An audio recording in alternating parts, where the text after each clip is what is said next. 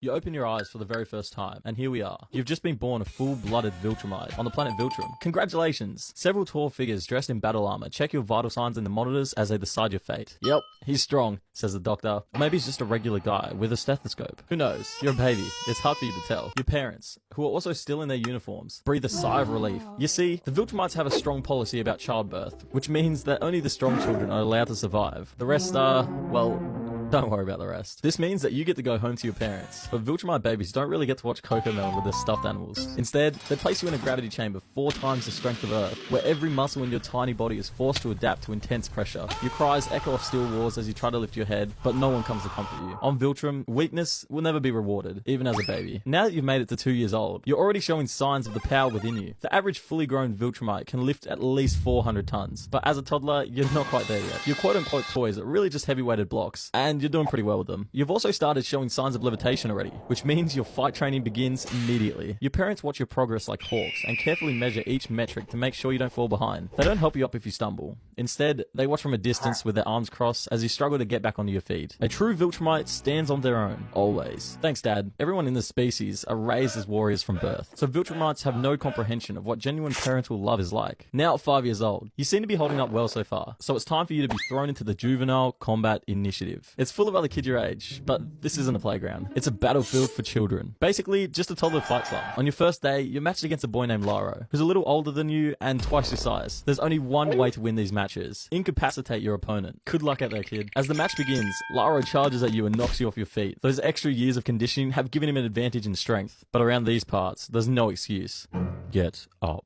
One of your instructors growls. You pull yourself up again and drive your tiny fist into Laro's jaw. When he stumbles backwards, you take the opportunity to knock him to the ground. The crowd of children and parents erupts into applause. At 5 years old, you've earned their respect.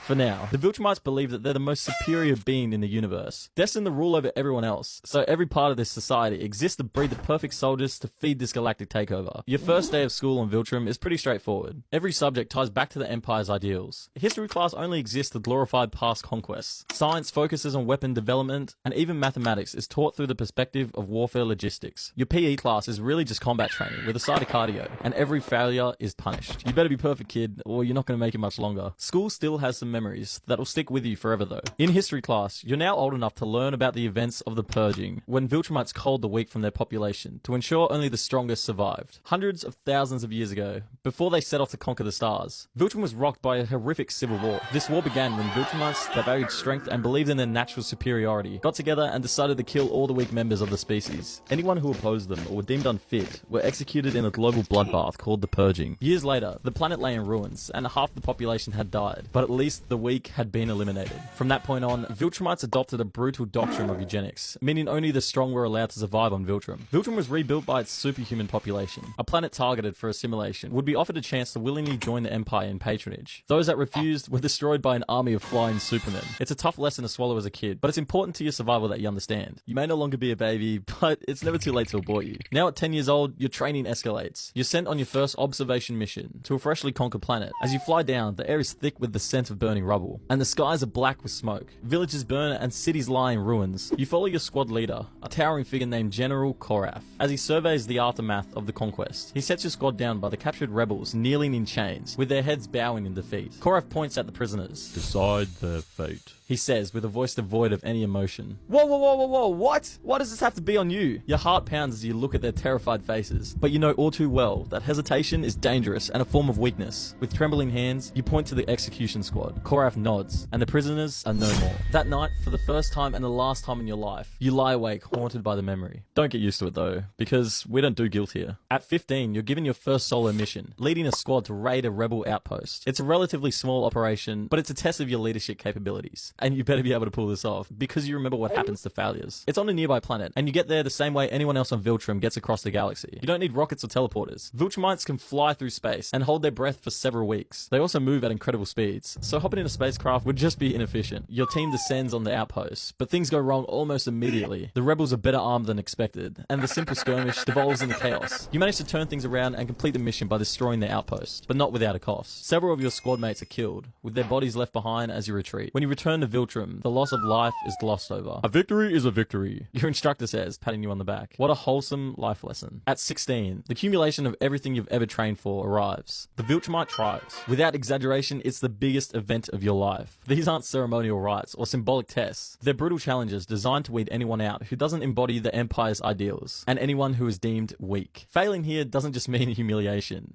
It means death. This is your last chance to prove you deserve to survive. Your trials begin on a distant moon, with gravity 3 times the strength of Viltrum's. You and 30 other candidates are dropped there with nothing but the clothes on your backs. The goal is simple: survive for a week while completing a series of grueling challenges. But just surviving isn't enough. You have to dominate. The first task is a race across the moon's rocky surface. The terrain is jagged and unstable, and every step sends sharp, painful vibrations through your legs. You feel the gravity's pull with every movement, and after just a few minutes, your muscles scream for relief. But there is no relief. Falling behind isn't an option.